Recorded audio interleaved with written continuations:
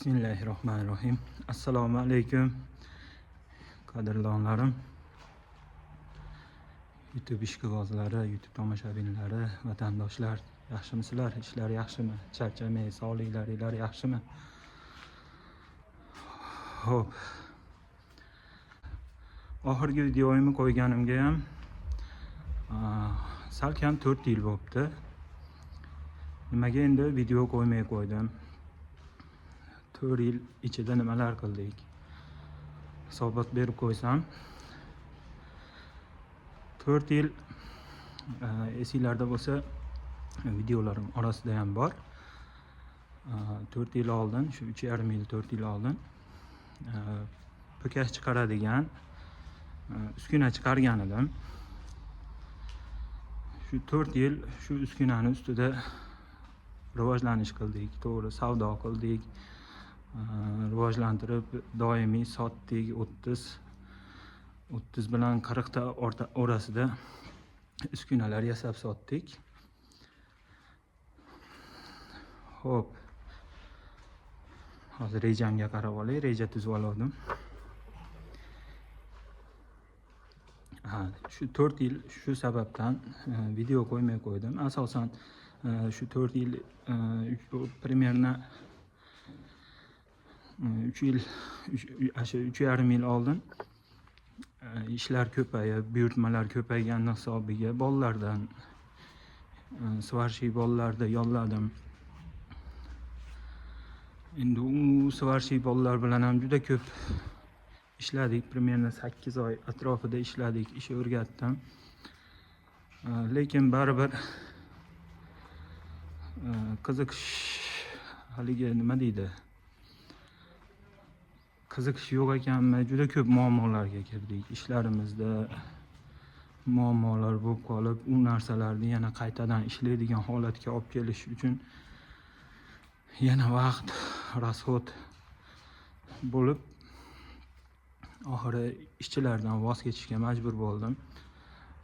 Bankrot bo'lib qolay dedim, xullas. Shunday keyin yana yakka yolg'iz o'zim ishlashga majbur bo'ldim. Shuni hisobiga YouTube'ga video qo'ymay qo'ydim. Buyurtmalarni vaqtida yetkazib berish, uni vaqtida bitkazish ortiqcha vaqtim bo'lmadi, xullas. Sodda qilib aytganda. 4 yil ichida shunaqa ishlar qildik. Xo'p, endi примерно 2 yil oldin o'sha pok chiqarishdi o'zim uchun katta uskuna yaratishdi, ustida ishlashni boshladim. 2 yil oldin boshladim, yana buyurtmalar bo'lganidan hisobiga keyin buyurtmalarni topshirib olib turib 1,5 yil oldin buyurtma olishlarni ham to'xtatganman umuman. Hatto telefon raqamlarim ham menimcha 1 yil bo'ldi o'chib ketgan. Yangi telefon raqamlari olganmiz. Sizga endi hozir katta uskunamizni tanishtiraman. Xullas, sodda qilib aytganda, men video bloger emasman, lekin video olishda juda qoyillatvoq emasam ham, o'zim ishlarimni yetkazib berishga, ko'rsatib berishga harakat qilaman. Mendan agar xatoliklar o'tsa, uzr so'rayman. Baribir video olishga usta emasman. Kamchiliklarim bo'lsa, uzr so'rayman. Xullas, bo'lmasa, katta uskunamizni tanishtirishni boshladik. Do'stlar, inshaalloh bundan buyog'iga ko'proq video chiqarib turishga harakat qilaman. Sizlarga foydali bo'lishi uchun, kanalimni yurgizish uchun harakat qilaman. Obuna bo'lib qo'yinglar. Agar videolarimizni xalqqa foydali deb bilsanglar, like bosinglar do'stlar. Bizga shu tomonlama zo'r foyda keltirgan bo'lasizlar.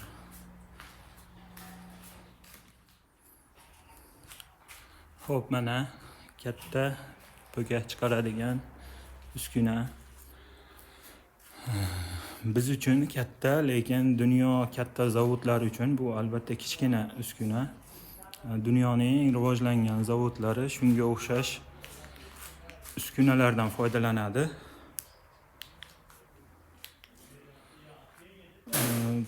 Shu narsani ham o'zi qilib olishimiz oson bo'lmadi. Nima uchun endi bu narsani qildik?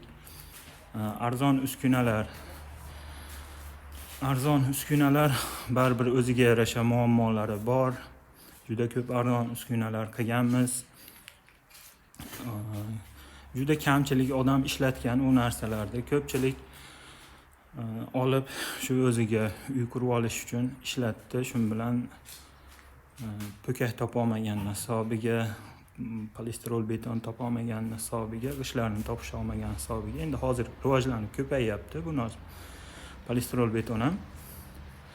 Shuni hisobiga olib o'zlari bir martadan ishlatishib, shu bilan metallom qilib tashashganmi, u narsalardan xabarim yo'q. Shuni hisobiga bunaqa katta uskuna qilganmiz. Odamlar stanovlarga ortiqcha rasxod qilmasin, po'kaklari arzon tushsin degan maqsadda qilganmiz. Arzon uskunadan bu uskunani farqi 35-40% ga po'kni katta qilib ishlab chiqaradi. Sizga oddiy tushuntirsam, mana bu o'sha seryosa. Mana shu seryodan mana shu po'k chiqqan. Примерно shu 20 litr, hozir 22 litrlik paqirimizga 190 gram chiqadi.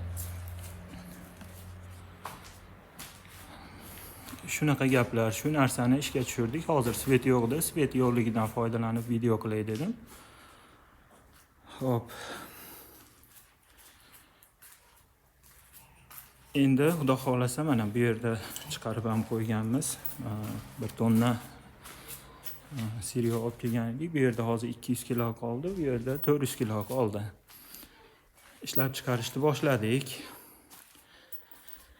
Kimga po'kak mahsuloti kerak bo'lsa, lombos qilaman, stяжка qilaman, o'zim g'isht chiqaraman deganlar bo'lsa, aloqaga chiqaveramiz. Telefon raqamimni kommentariyada va video ostida qoldiraman. Xo'p, keyingi videoda inshaalloh hozir ali po'k sotganimizni,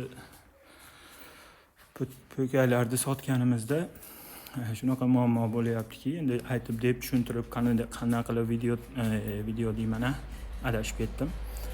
Qanday beton tayyorlashni baribir aytib deb tushuntiryapmiz-ku, lekin ozmoz betonni sifatini maromiga yetkiza olmaslik vaproslar bo'lib qolyapti. Inshaalloh xudo xolasa 2-3 kun ichida 2 xil 3 xil uslubda beton tayyorlashdi, polistirol betonni tayyorlashdi, stяжка uchun, lomboz uchun, blok uchun rastvor tayyorlashdi o'rgatib, videoda o'rgatib qo'yiladi. Inshaalloh uni ham videosini 3-4 kun ichida joylaymiz. Bo'lmasa ko'rishguncha xayr do'stlar. Salomat bo'linglar.